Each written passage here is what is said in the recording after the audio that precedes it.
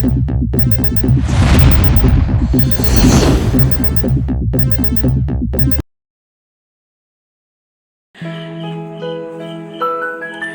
Friends, আপনারা সবাই কেমন আছেন? আশা করি আপনারা সবাই খুব ভালো আছেন।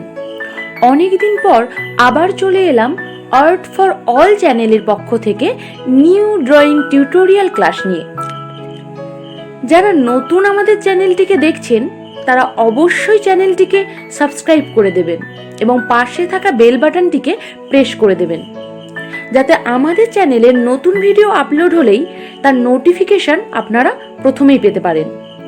আর যারা আগেই সাবস্ক্রাইব করে রেখেছেন তারা অবশ্যই লাইক, কমেন্ট অ্যান্ড শেয়ার করবেন।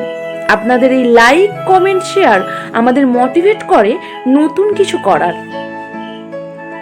এতদিন আমরা যে বেসিক লেভেল থেকে ক্লাস শুরু করেছিলাম সেগুলো আপনাদের কেমন লাগলো জানাবেন। বৃত্ত দিয়ে আমরা যা যা দেখিয়েছি তার মধ্যে আপনাদের যদি কোনো রকম প্রশ্ন থেকে থাকে তাহলে অবশ্যই কমেন্ট বক্সে কমেন্ট করে জানাবেন।